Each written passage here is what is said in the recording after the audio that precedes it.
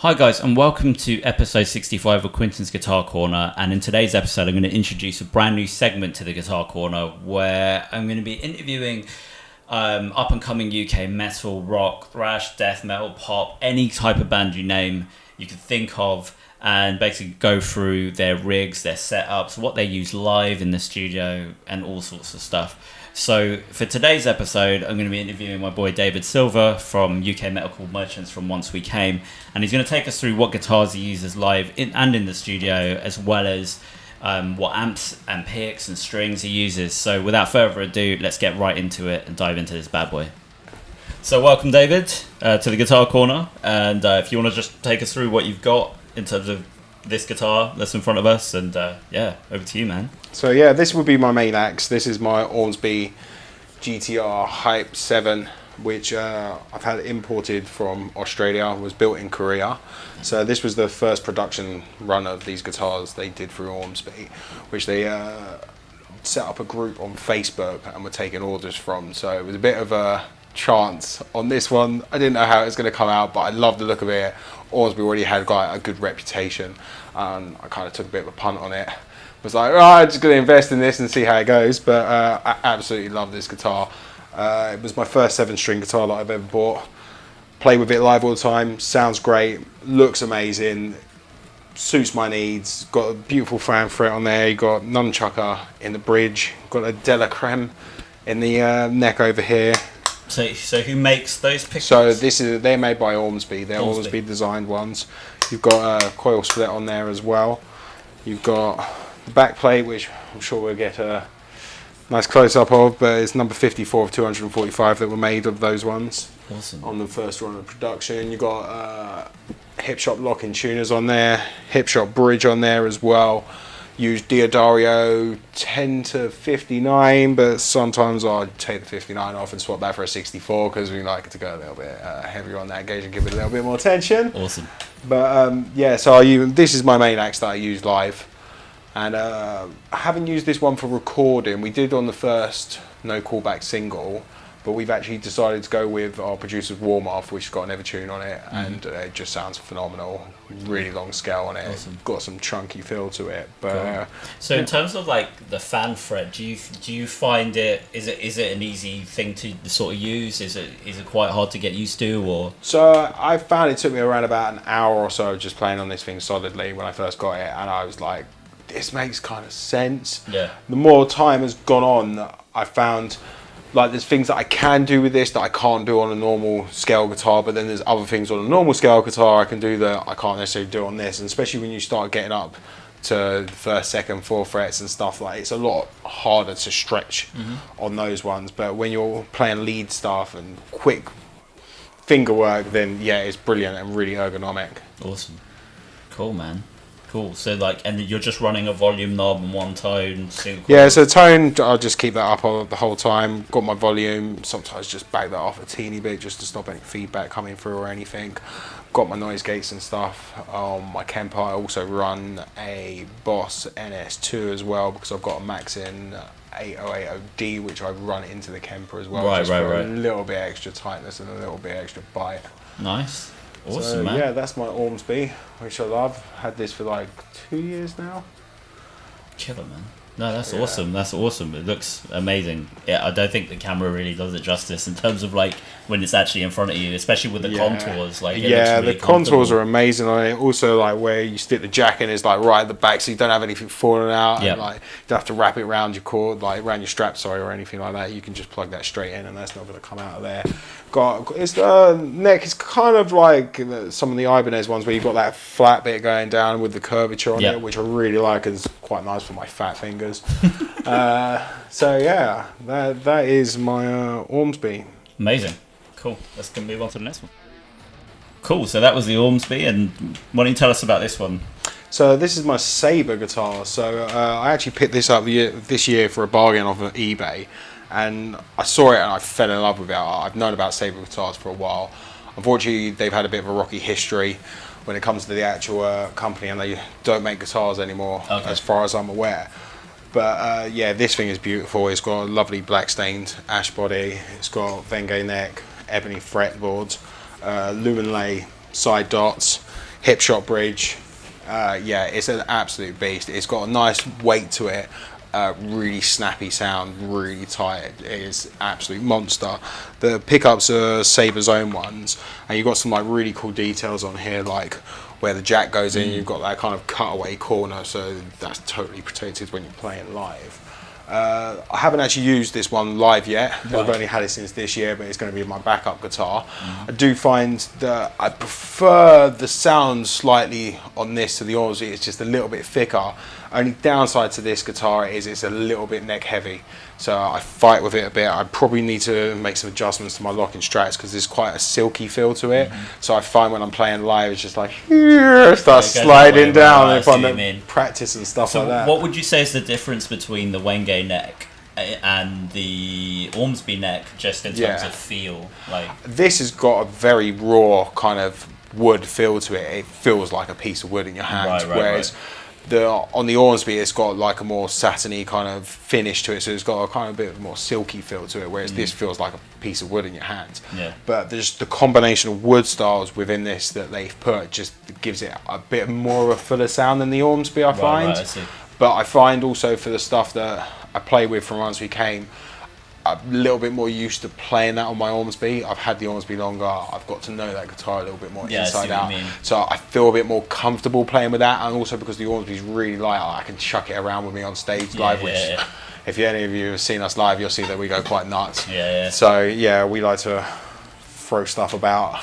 So are these locking tuners that you've got? These aren't. I actually want to get some locking tuners pop into this because I've got them on my ESP and my Ormsby, and I absolutely just love having locking tuners. I love the fact that it's just nice and neat up at the top and stuff. Helps a little bit with tuning stability and things like that. So totally. And what bridge is this? So this is a hip shot bridge on there as well. Graphtech.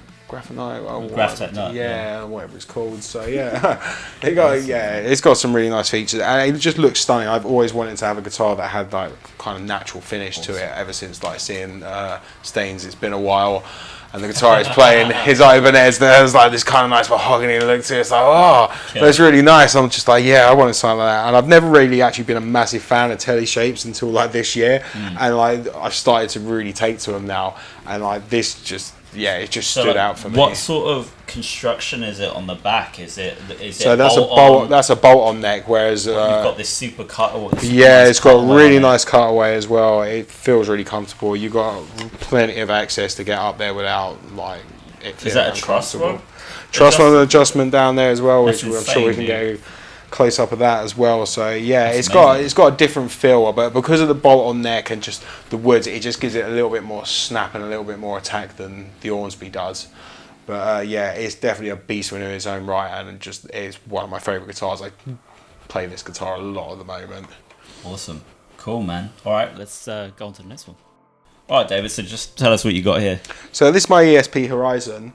This was like my first ever dream guitar. I remember watching Ken Susie from Earth throw around his Horizon. I was like, I need one of those in my life. It looked stunning. They sounded great. It was just like a metal guitar. You got pointy stuff on it, and that was just great. So a few years back, I bought one, and this is my baby. Like, got EMG active pickups on there. You've got ebony fretboard. Got Goto Magnum locking tuners. Tunematic bridge. Pretty simple. Just nice fit guitar. You got a nice little battery compartment here for your 9-volt, which was easy access because you know how much pain it can be on some of the guitars. You got to start screwing stuff off and all that. Again, Diodario strings be used on this, 12 to 60s. This is pretty much just my workhorse. Got some chips, got some scratches on it, but I still absolutely love it. It's an absolute beast, and it's also got the original ESP logo, which you can't get anymore on their guitars because they've all switched to E2 now. But true. Absolutely beautiful. So guitar. Like this is a 6 as opposed to so what tuning do you have this in for your? When I first started, from once we came, we were playing in drop B tuning for all of our songs. So this is what everything was written on for this guitar and everything that we recorded for that. We've now obviously switched to 7 strings, which we've gone down to drop A for that for now. So unfortunately, this guitar doesn't get used an awful lot now. I haven't even been playing it much recently because I've just so tied up on my 7 strings. And it feels so strange trying to go back to a 6 string after you've just been playing 7 strings for so long, and it's just like, oh wow, it feels a bit different. Awesome. So this one does need a little bit TLC, but it will always stay in my collection. Amazing. All right, let's move on to amps. So now we're going to talk about David's amps and what he uses live and in the studio, and starting with this Kemper. So over to you, Dave. Yeah, so I bought my Kemper last year, upgraded from a Laney Ironheart, which I believe you were also using for a while before upgrading to a Kemper.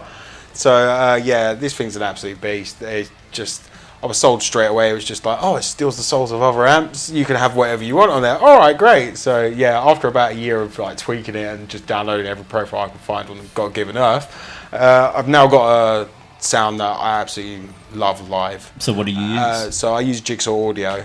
So I'm using their Precision Overdrive pack at the moment, which is a bundle that they put out, which is a 5150 with Event Horizons.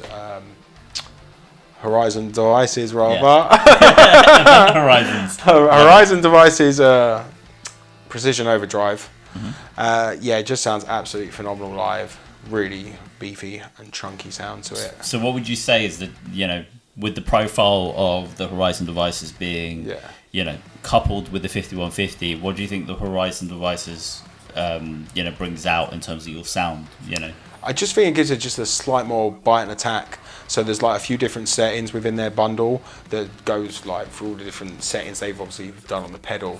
They go all the way from like 1 to 5. I've put it on 3.5. Oh, yeah. That just seems to work best with. And I guess the guitars. beauty of that is you can tweak as you go along as well. Yeah, exactly. So you'll see here that I've got like engaged and overdrive with a noise gate on there, but I also sometimes add my Max and 808 OD pedal just to give it just that little bit extra bite with a noise gate on that as well. So you're just denting a bit of the extra sound that you don't really need, but just giving that extra chunk to it.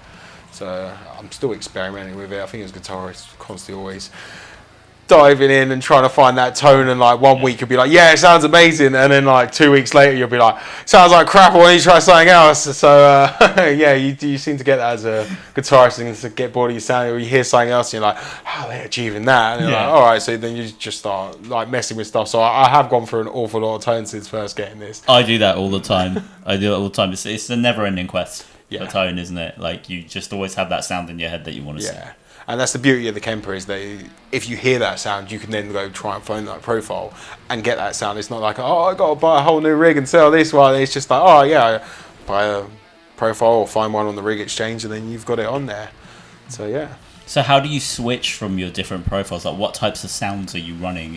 I didn't assume like clean, an overdrive, a lead. Yeah, so you'll have mostly the rhythm one, which is going to be most of my tone. We use backing tracks as well for some of the other ambient stuff that we use, which I have got tones set up for some of the bits that I will play live.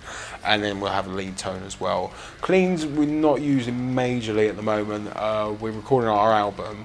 There will be like 1 or 2 songs that will have like some clean sections on it. So I've kind of delved into that, and I've got my Kemper foot switch, so when I'm playing live I can do that. At some point I might automate that onto a laptop, so I don't even have to play the tap dancing game while I'm playing live.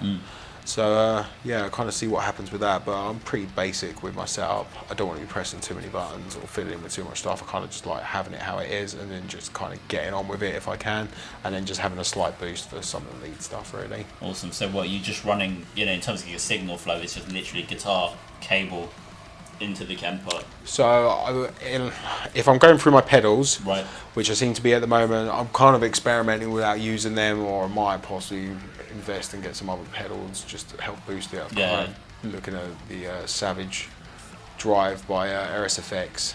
Oh, okay. Which I'm hearing good things about, so I'm debating whether to spend money on that as well, to just see how that kind of works with this as well. Sure.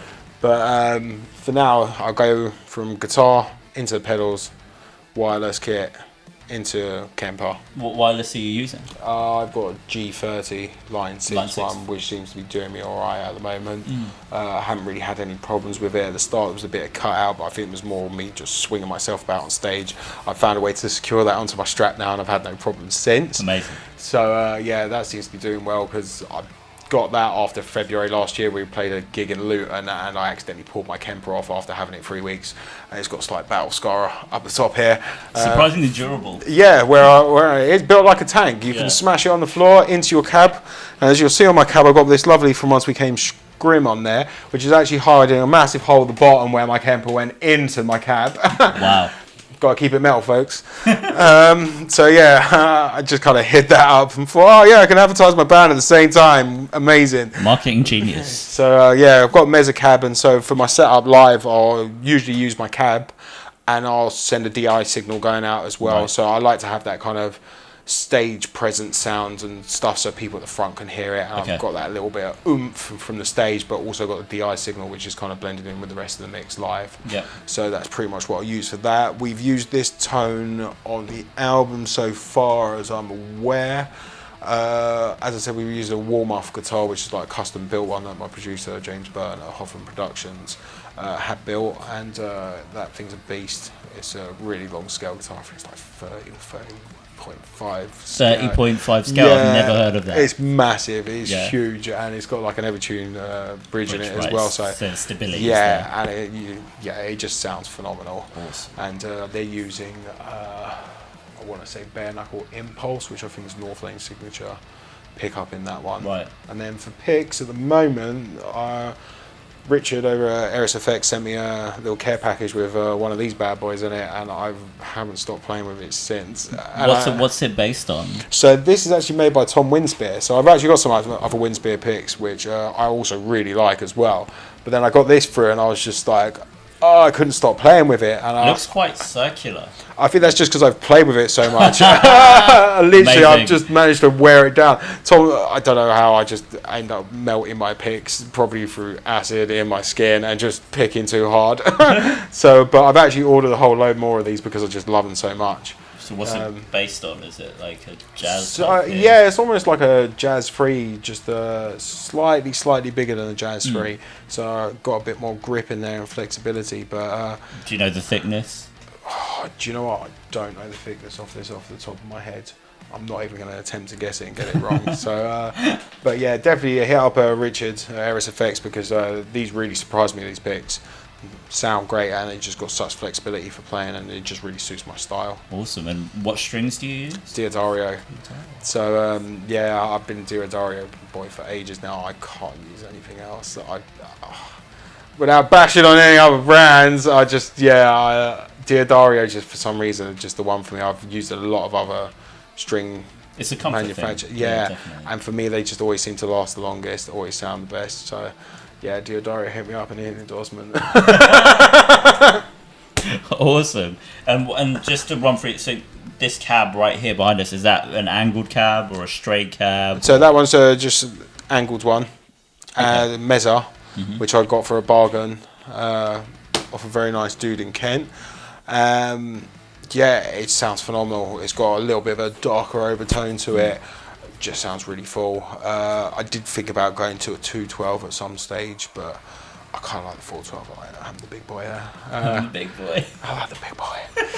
Causes some beastly noises. Amazing. So yeah, it just seems to work for my setup. I'm happy with it. Awesome. I've never been happier with my tone than I am right now, to be truthful. So it was, kind of see where things take us as I buy more amps and guitars down the line, which I'm sure I will, because it's that never-ending search for awesomeness. Yeah, of course. All right. Well, thanks, David, for giving us a lowdown in terms of your rig, your guitars, and fantastic setup you have here. And yeah, here's to the next episode. Cheers. Thanks.